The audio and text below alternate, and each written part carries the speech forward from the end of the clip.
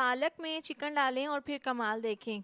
कढ़ाई में डाल देंगे 1 कप ऑयल, इसमें डाल देंगे साबुत पालक अच्छे से वॉश करके। अब साथ ही इसमें चिकन डाल देंगे, टमाटर डालकर तीनों को हमने ऑयल में फ्राई कर लेना है। थोड़ी देर के बाद देखिए चिकन का कलर चेंज हो गया है, टमाटर के ऊपर से छिलका उतर गया है और पालक भी सॉफ्ट हो गई है।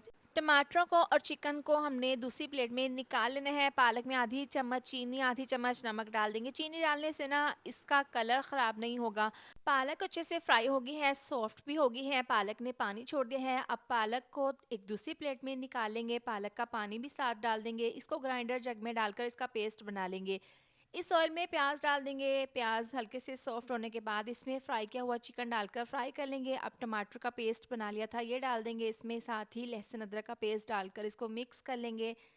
नमक डाल देंगे, कुटी हुई लाल मिर्च, पिसी हुई लाल मिर्च, हल्दी पाउडर और धनिया पाउडर डालकर अब यहाँ पर हमने चिकन को अच्छे से भून लेना है, इतना कि मसाले अच्छे से पक जाएं, ऑयल सेपरेट हो जाए। अब चिकन को हमने गलाना है, इसमें हम 1 गिलास डाल देंगे पानी, इसको मिक्स करेंगे, इसको कवर करके तकरीबन 12 मिनट के लिए पका लेंगे। मीडियम टू लो आंच पर इसको पकाना है। यहाँ पर देखें ग्राइंडर जग में मैंने पालक का पेस्ट बना लिया था, ये इसमें डालकर चिकन में अच्छे से इसको मिक्स कर लेंगे। इसको दोबारा से दम वाली आंच पर 5 मिनट के लिए रखेंगे। हरी मिर्चें गुलाई में काट कर डाल देंगे, इसको मिक्स करेंगे। बहुत ही लजीज और बहुत ही अनोखे तरीके से मज़ेदार सा पालक गोश्त बनकर तैयार है।